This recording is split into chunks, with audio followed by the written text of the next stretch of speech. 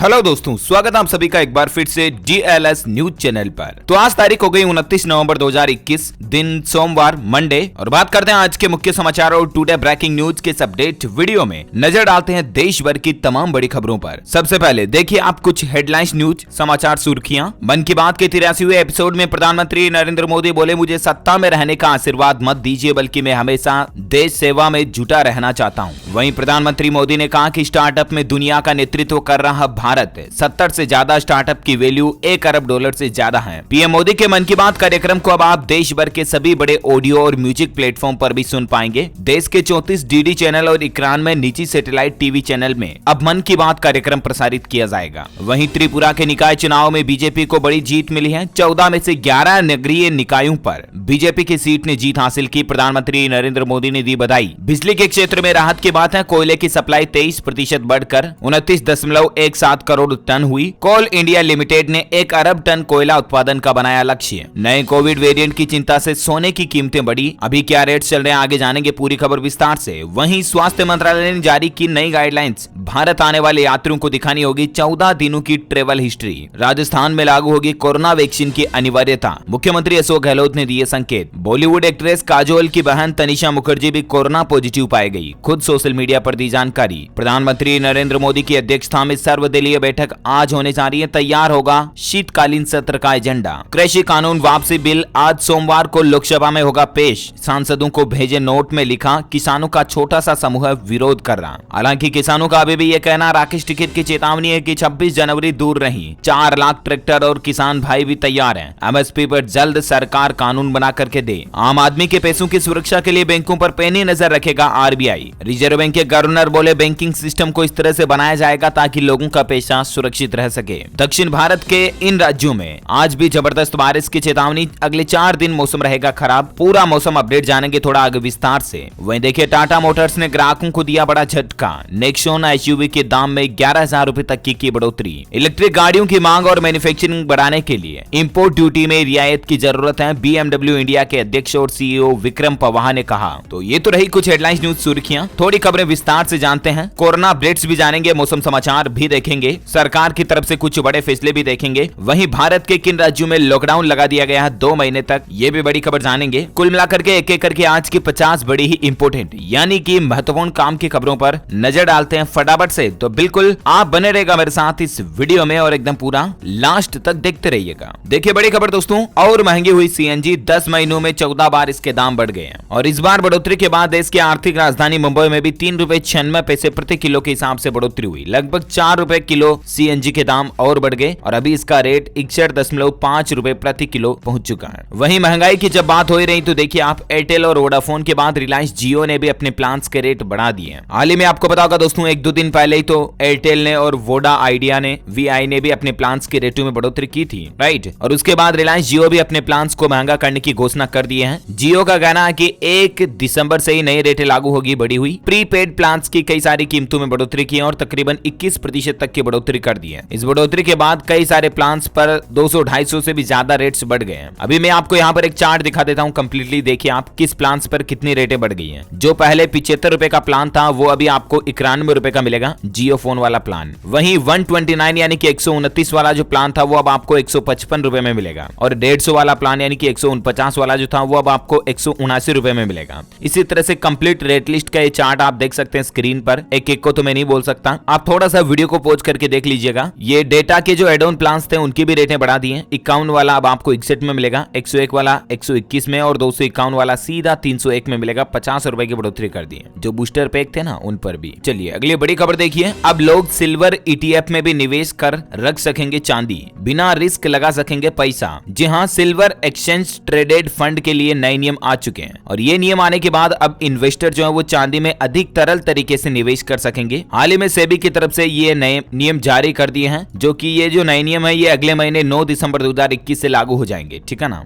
ज्यादा डिटेल्स आप इनके बारे में सेबी के पोर्टल पर चेक कर लीजिएगा। वही देखिए एक सर्वे में बड़ा खुलासा हुआ कि चीनियों को पसंद नहीं Chinese smartphone. Xiaomi, Oppo, Realme, Vivo वगैरह इन मोबाइल फोन्स की भारत में तो भारी डिमांड है क्योंकि लोग बाग सस्ते होने के चलते इनको ज्यादा खरीदते हैं, राइट। लेकिन चीन में सबसे ज्यादा आईफोन ही बिकते हैं, यानी कि चाइना के लोग चाइना के फोन का इस्तेमाल नहीं करते हैं। अगली बड़ी खबर देखिए दोस्तों, UP TET का एग्जाम पेपर कल ही लीक हो गया था। आपको पता होगा होगा। और उसके बाद मुख्यमंत्री योगी आदित्यनाथ ने यह भी घोषणा कर दी कि अब परीक्षा कब होगी, और इसके अलावा वो बहुत ज्यादा गुस्सा भी गए। यूपी टेट का पेपर होने के बाद एग्जाम को भी कैंसिल करना पड़ा और उत्तर प्रदेश के मुख्यमंत्री योगी आदित्यनाथ बोले कि दोषियों के घरों पर चलाया जाएगा बुलडोजर। दरअसल यूपी के सीएम योगी आदित्यनाथ ने बैक टू बैक 2 ट्वीट किए, देख सकते हैं। हमारे नौजवान भाइयों बहनों के भविष्य के साथ खिलवाड़ करने वालों को किसी भी कीमत पर बख्शा नहीं जाएगा। आप सबको जो असुविधा हुई इसके लिए जो जिम्मेदार लोग हैं उनको सजा जरूर मिलेगी, और आपकी सरकार सूचिता पूर्वक पारदर्शी तरीके से परीक्षा संपन्न कराने के लिए संकल्पित है। योगी ने कहा कि 1 महीने के अंदर अंदर पुनः परीक्षा आयोजित कराई जाएगी पारदर्शी तरीके से, और किसी भी अभ्यर्थी से कोई भी अतिरिक्त शुल्क नहीं लिया जाएगा। हालांकि दोस्तों यूपी टेट की परीक्षा का पेपर वायरल करने में अब तक 26 आरोपितों को पकड़ा भी गया है। प्रश्न पत्र व पेन ड्राइव वगैरह इनके पास से बरामद किए गए, क्योंकि कल जब यूपी टेट का एग्जाम शुरू भी नहीं हुआ था ना, उससे पहले व्हाट्सएप पर पेपर आ गए थे। वहीं योगी सरकार का कहना है कि इन लोगों की संपत्ति जब्त की जाएगी और गैंगस्टर एक्ट के तहत इन पर मुकदमा दर्ज किया जाएगा। पेपर लीक मामले में योगी ने सख्त एक्शन के आदेश जारी कर दिए हैं। वही पेपर लीक होने के बाद कल राजनीति भी देखी गई इसी मामले पर। देख सकते हैं प्रियंका गांधी और अखिलेश यादव ने योगी सरकार पर गुस्सा निकाला, और सपा प्रमुख ने कहा कि 2022 में बेरोजगारों का इंकलाब होगा। तो इस तरह से पॉलिटिक्स शुरू हो गई है। चलिए अगली बड़ी खबर देखिए, यूपी पुलिस के एसआई के एडमिट कार्ड भी जारी हो चुके हैं। डाउनलोड करने के लिए आप ऑफिशियल पोर्टल पर जाकर के चेक कर लीजिएगा। ये एग्जाम 4 और 5 दिसंबर को 2 शिफ्ट में होगा, सुबह 9:30 बजे वाली में और दोपहर 2:30 बजे वाली में। वही देखिए बिहार के मुख्यमंत्री एवं केंद्रीय विद्युत मंत्री ने एनटीपीसी बरौनी और बाढ़ में पावर यूनिट्स का लोकार्पण किया। कुछ तस्वीरें आप देख सकते हैं। वहीं कल बड़ी ही दुख भरी घटना हमारे देश में एक हादसा देखा गया। देखिए पश्चिम बंगाल में नादिया जिले में अर्थी के साथ शव यात्रा ले जा रहे थे कुछ लोग, उनका वाहन ट्रक से टकरा गया और इस दुर्घटना में 18 लोगों की जान चली गई। विडंबना बड़ी ही असमंजस भरी देखिए आप कि वे सभी लोग किसी एक की अर्थी को लेकर शव यात्रा में जा रहे थे, लेकिन 18 और लोग अंतिम यात्रा में चले गए। ईश्वर इन सब की आत्मा को शांति दे, हम सभी की यही प्रार्थना है। वही देखिए किसानों के नेता राकेश टिकैत ने सरकार को धमकी दी और बोले कि दिमाग ठीक कर ले, नहीं तो 26 जनवरी दूर नहीं और 4 लाख ट्रैक्टर भी हमारे पास खड़े हैं। दरअसल किसान भाई लोगों की अभी भी मांग है कि हमें सरकार एमएसपी पर एक गारंटी वाला कानून बना करके दे, ताकि किसान भाई लोगों को मतलब फसल जो है उनकी एमएसपी पर दाम मिलता रहे। वहीं किसान आंदोलन में अब नरेश टिकैत भी बोले कि सरकार मांगे पूरी कर दे तो किसान सम्मान पूर्वक घर चले जाएंगे और हम आंदोलन खत्म कर देंगे। वहीं देखिए किसान मोर्चा की मुख्यमंत्री चन्नी को भी चेतावनी है कि जल्द गन्ने के रेट का मसला हल करो, वरना चंडीगढ़ को दिल्ली बना देंगे। 14 दिन का समय दिया है पंजाब के मुख्यमंत्री को। इसी बीच दोस्तों शीतकालीन सत्र से पहले जो सर्वदलीय बैठक हुई उसमें भी महंगाई, कोरोना समेत कई मुद्दों पर चर्चा हुई और एमएसपी की गारंटी का कानून बनाने की मांग भी उठी। दरअसल संसद का शीतकालीन सत्र लागू होने के एक दिन पहले रविवार को यह सर्वदलीय बैठक जो हो रही थी, इस बैठक में नए कृषि कानूनों की वापसी समेत कई सारे मुद्दों पर बहस हुई। और अब देखते हैं सरकार संसद के जो नए शीतकालीन सत्र में क्या कुछ नए फैसले लेती है। जो भी न्यूज अपडेट आएगा मैं आपको बता दूंगा। वहीं देखिए बड़ी खबर, अब गाय के गोबर से बनेगी बिजली। दरअसल दोस्तों इसकी शुरुआत की गई है ब्रिटेन में। वहां पर एक्सपेरिमेंट के तहत अभी आजकल मतलब कई सारे लोग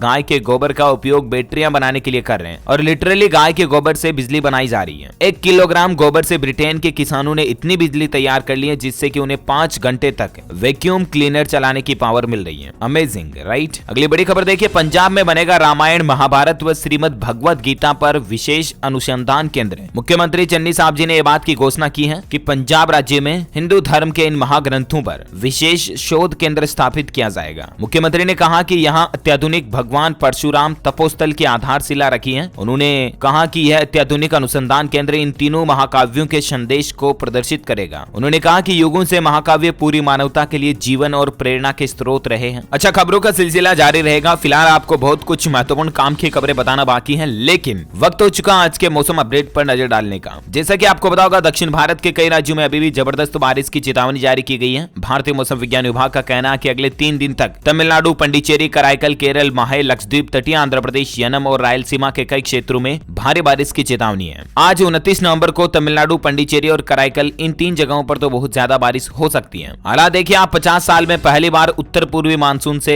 मध्य प्रदेश का मौसम प्रभावित हुआ। वहीं देखिए दोस्तों चेन्नई में तो 100 सालों का रिकॉर्ड टूट गया। ये 100 सालों में तीसरी बार 100 सेंटीमीटर बारिश देखने को मिली और इसके चलते आज सोमवार को स्कूल, कॉलेज वगैरह भी बंद रहेंगे। वहीं देखिए कोहरे में रेल हादसों को रोकने के लिए रेलवे ने भी बड़ा कदम उठाया और पहले दिसंबर से 45 से भी ज्यादा ट्रेनें जो निरस्त रहेगी, क्योंकि अब सर्दियों का मौसम शुरू होने वाला है और धुंध, कोहरा वगैरह छाया रहेगा, तो इसके कारण रेलवे में एक्सीडेंटल घटनाएं ना हो जाएं। इसके चलते रेल प्रशासन ने तकरीबन 45 से भी ज्यादा ट्रेनों को 3 महीने के लिए निरस्त करने की तैयारी भी कर ली है। हालांकि इस दरमियान कुछ मालगाड़ियों का चालू रहना जारी रहेगा, लेकिन कोहरे में कई यात्री ट्रेनें जो है बंद रहेगी। वैसे भी संपूर्ण भारत का आज 29 नवंबर 2021 का मौसम पूर्वानुमान क्या कहता है, तो आपको बता दूं अगले 24 घंटों के दौरान की मौसम की संभावित गतिविधियों की बात करें तो स्काईमेट वेदर की रिपोर्ट के मुताबिक 24 घंटों में तटीय आंध्र प्रदेश, तटीय तमिलनाडु, लक्षद्वीप में हल्की मध्यम बारिश की संभावना है। वहीं केरल, आंतरिक तमिलनाडु, दक्षिण आंतरिक कर्नाटक, अंडमान निकोबार द्वीप समूह, महाराष्ट्र, कोंकण, गोवा और तेलंगाना के भी अलग अलग हिस्सों में हल्की बारिश हो सकती है। वहीं राजधानी दिल्ली और उसके आसपास के इलाकों में वायु प्रदूषण खतरनाक स्थिति में बना रहेगा 24 घंटों के दौरान भी। ओके, तो दोस्तों ये रहा आज का मौसम अपडेट। वहीं पेट्रोल डीजल पर एक अच्छी खबर आ रही है कि देश में अभी और ईंधन सस्ता होगा। दरअसल बात कुछ यूं है कि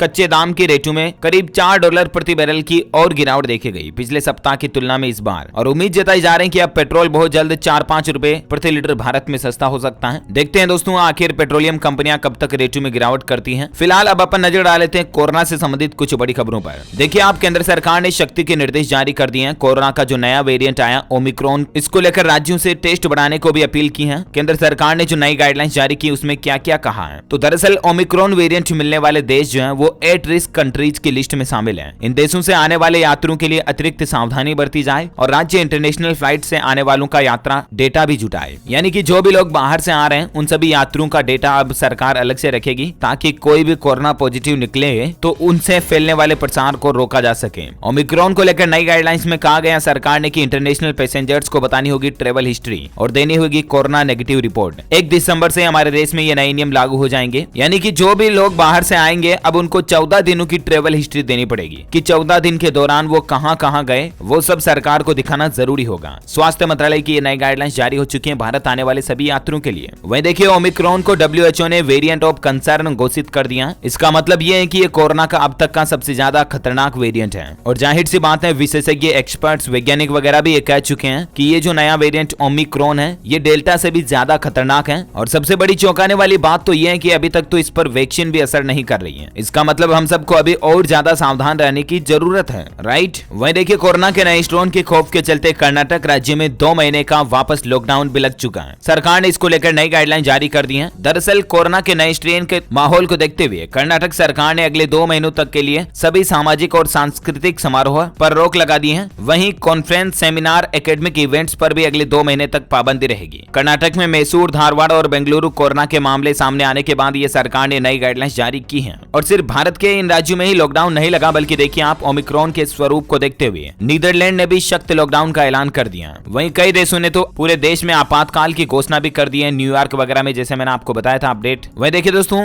यूपी मथुरा में कल ही धर्म के नाम पर लड़ाई झगड़ा माहौल भी बना दिया गया। मस्जिद में कृष्ण मूर्ति स्थापित करने की महासभा की धमकी के बाद मथुरा में धारा 144 भी लागू की गई। अच्छा, कोरोना वायरस के नए वेरिएंट पर मॉडर्ना कंपनी का कहना है कि बूस्टर डोज पर भी शोध कर रहे हैं हम। ओमिक्रॉन वेरिएंट से दुनिया भर में हड़कंप सा मचा हुआ है और अब इसी बीच मॉडर्ना कंपनी जो है इस नए वेरिएंट का तोड़ निकालने के लिए अपनी वैक्सीन के बूस्टर डोज पर काम कर रही है। हालांकि एक राहत की बात है कि साउथ अफ्रीका से जो 2 मरीज भारत लौटे थे ना, वो कोरोना पॉजिटिव तो पाए गए, लेकिन वे ओमिक्रॉन वेरिएंट से पॉजिटिव नहीं थे, बल्कि वे डेल्टा वेरिएंट से संक्रमित थे। और इसीलिए भारत में कोरोना के सबसे नए वेरिएंट का खतरा फिलहाल तो टल गया, यानी कि भारत में अभी तक भी कोरोना के नए वेरिएंट का एक भी मामला सामने नहीं आया। ये राहत की बात है। वही देखिए, कोरोना को लेकर बिहार के मुख्यमंत्री नीतीश कुमार ने भी हाई लेवल की मीटिंग की और अलर्ट जारी कर दिया। बिहार आने वाले हर शख्स पर पैनी नजर रखी जाएगी और इसी नए वेरिएंट पर एक्सपर्ट्स लोगों का भी कहना है कि बुजुर्ग और गंभीर बीमारियों से जो जूझ रहे लोग, वे वैक्सीनेशन के बाद भी हाई रिस्क जोन में है इस नए वेरिएंट के कारण, और इसलिए इन्हें तुरंत बूस्टर डोज लगना चाहिए। और जब तक बूस्टर डोज बनकर तैयार नहीं हो जाता, तब तक जो लोग किसी गंभीर बीमारी से पीड़ित हैं, वे और बुजुर्ग भाई लोग और बच्चे बच्ची खास करके घर से बाहर बिल्कुल भी ना निकलें। भले ही सरकार लॉकडाउन लागू करे या ना करे, आप अपनी खुद की हिफाजत के लिए, सुरक्षा के लिए, आत्म अनुशासन बनाए रखने के लिए घर से बाहर ना जाएं और कोरोना नियमों का पालन करें, मास्क वगैरह लगाएं, सभी लोग हाथ धोकर खाना खाएं, इम्यूनिटी बढ़ाने के उपायों को अपनाते रहें। मध्य प्रदेश में देखिए 50% क्षमता के साथ खुलेंगे स्कूल। मुख्यमंत्री शिवराज सिंह चौहान ने कह दिया कि फिलहाल 50% क्षमता के साथ स्कूलों को खोला जाएगा। वही देखिए, ऋषिकेश में राष्ट्रपति के दौरे के दौरान ड्यूटी के लिए आए 7 अधिकारी भी कोरोना पॉजिटिव पाए गए। इनमें 2 तो पुलिस वाले भी थे। राष्ट्रपति रामनाथ कोविंद रविवार को ऋषिकेश दौरे पर थे और उनके दौरे के दौरान जो 7 अधिकारी तैनात किए गए वो कोरोना पॉजिटिव मिले। इनमें 2 पुलिस वाले थे। इन सभी को क्वारंटीन कर दिया गया। कोरोना के कारण माता पिता को खोने वाले बच्चों के लिए भी मध्य प्रदेश सरकार ने PM केयर्स योजना शुरू कर दी है और इसके तहत लोगों से आवेदन आवेदन भी मांगे गए हैं। इस योजना के तहत सरकार बच्चों का लालन पालन करेगी, उनको पढ़ाई लिखाई का खर्चा भुगतेगी और भी कई आर्थिक सहायता देगी। वही देखिए एक रिसर्च में इस तरह का दावा किया गया कि चीन में अगर लॉकडाउन हटा तो एक दिन में 6 लाख से ज्यादा केस मिलेंगे। अमेरिका और फ्रांस जैसे हालात हो सकते हैं। 3 देशों के लॉकडाउन हटाने के आधार पर एक स्टडी रिसर्च की गई और उसमें ये बात सामने आई है। यानी कि कहीं ना कहीं देखा जाए दोस्तों तो ये कोरोना का नया वेरिएंट वाकई में बहुत ज्यादा खतरनाक है और दुनिया भर में एक बार फिर से तबाही मचा सकता है। और भारत में जो अगर इसके 1, 2, 3 मामले भी आ गए ना, इतनी तेजी से बढ़ेगा ये हद से ज्यादा। पता है क्यों? क्योंकि जो लोग वैक्सीन लगवा भी चुके हैं ना, वे भी इस वेरिएंट से आसानी से संक्रमित हो पाएंगे, क्योंकि इस वेरिएंट के सामने कोई फर्क नहीं पड़ता कि आपने वैक्सीन लगा ली या नहीं लगवाई। चाहे आप दोनों डोज भी लगवा चुके हैं ना, तब भी इस नए वेरिएंट से तुरंत संक्रमित हो पाएंगे। यानी कि भारत में भले ही करोड़ों लोगों का वैक्सीनेशन हो चुका है, लेकिन वो किसी मतलब का, किसी काम का नहीं रहेगा अगर भारत में भी ये कोरोना का नया वेरिएंट फैल गया तो जरा सोचिए आप। और हम इमेजिन नहीं कर सकते, कल्पना भी नहीं कर सकते कि ये नया वेरिएंट भारत में कितनी तबाही मचा सकता है। इसलिए प्लीज आपसे रिक्वेस्ट है दोस्तों, लापरवाही बिल्कुल ना करें और आसपास के लोगों को भी सचेत जागरूक करें। तो ये थे कुछ कोरोना हेडलाइंस न्यूज और अब मैं आपको फटाफट से देश से जुड़ी कुछ और बड़ी खबरें बता देता हूँ। देखिए बिहार के आंगनबाड़ी केंद्रों का हाल बताने के लिए अब एक नया मोबाइल एप्लीकेशन बनाया जा रहा है। मतलब कि आंगनबाड़ी में आज कितने बच्चे आए, कितने क्या पोषाहार लिए, कितने बच्चों को क्या कुछ दिया, ये सब कुछ अब मोबाइल एप्लीकेशन के ऊपर डेटा के रूप में देखने मिल जाएगा। इसके लिए समाज कल्याण विभाग ऐप तैयार कर रहा है। वहीं देखिए क्रिप्टो करेंसी पर बैन की खबरों के बीच कॉइन स्टोर कंपनी ने भारत में एंट्री मार ली है। इस कंपनी का कोई बड़ा प्लान है। एक रिसर्च आई हालिया में कि फोर्ब्स 2021 की लिस्ट में जो सबसे रिचेस्ट अमेरिकन है ना, उनमें सबसे अमीर लोगों में 7 तो क्रिप्टो करेंसी की वजह से अरबपति बने हैं। ये बड़ी ही रिस्की चीज है। अगली बड़ी खबर देखिए, असम सरकार शुरू करेगी माइक्रो फाइनेंस राहत योजना। आज से कई लोगों को चेक बांटेगी। दरअसल असम सरकार इस साल की शुरुआत में घोषणा किए थे कि मेगा माइक्रो फाइनेंस राहत योजना शुरू करेगी, जो कि अब साल के अंत में शुरू कर ही रही है। इस योजना के तहत 10 लाख से ज्यादा कर्जदार आएंगे। उन्हें प्रोत्साहन देने पर सरकार का खर्च लगभग 2000 करोड़ रुपए होगा। ज्यादा जानकारी इस योजना के बारे में आप असम गवर्नमेंट के पोर्टल पर चेक कर लीजिएगा। वहीं देखिए दोस्तों, महिंद्रा 2027 तक 13 नए मॉडल लाएगी, जिसमें XUV 300 को eXUV 300 के नाम से लॉन्च किया जा सकता है। साल 2022 में ही मार्केट में आ सकती है। इस तरह की भी खबरें चल रही हैं। अच्छा, भूकंप पर बड़ी खबर देखिए, 28 दिनों में 12वीं बार भूकंप के झटकों से दहला हिमाचल प्रदेश। रिएक्टर स्केल पर 3.4 की तीव्रता रही। गनीमत रही कि जानमाल का नुकसान नहीं हुआ। वहीं देखिए हरियाणा के तकरीबन 3.25 लाख बेहद गरीब परिवारों की गरीबी दूर करने के लिए सरकार ने उनकी वार्षिक आय को बढ़ाकर 2 लाख रुपए तक करने का लक्ष्य रखा है। इसके लिए गवर्नमेंट कुछ नई नई योजनाएं शुरू करेगी, तो आने वाले प्लान्स में आपको बता दूंगा। वहीं देखिए बढ़ती महंगाई पर 12 दिसंबर को महंगाई हटाओ रैली। राजस्थान में कांग्रेस इस तरह की रैली निकालने जा रही है। अच्छा दोस्तों, ऑटोमोबाइल इंडस्ट्री में जो सेमीकंडक्टर चिप की कमी चल रही है ना, इस पर टाटा कंपनी ने बड़ा फैसला लिया। 3 राज्यों में अब कंपनी खुद चिप बनाने का प्लांट लगाने की तैयारी कर रही है। और वे 3 राज्य कौन कौन से हैं? तो इसके लिए टाटा कंपनी तमिलनाडु, कर्नाटक और तेलंगाना राज्य सरकारों से बातचीत भी कर रही है। और सेमीकंडक्टर बिजनेस में टाटा एंट्री मार सकती है, बड़ा निवेश करके अलग अलग प्लांट्स भी लगा सकती है। तो अच्छी बात है, इससे कई लोगों को रोजगार भी मिलेगा। और ये चिप अगर भारत में ही तैयार होने लग गई तो कारें भी कुछ सस्ती मिलेगी इससे, क्योंकि अभी ये सब कुछ चिप बाहर से मंगाई जाती है। राइट, चलिए वहीं देखिए झारखंड में राजकीय सम्मान के साथ हुआ जवान फगुआ उरांव का अंतिम संस्कार। ड्यूटी पर बीमारी के बाद अस्पताल में इनकी जान चली गई। ईश्वर इनकी आत्मा को शांति दे।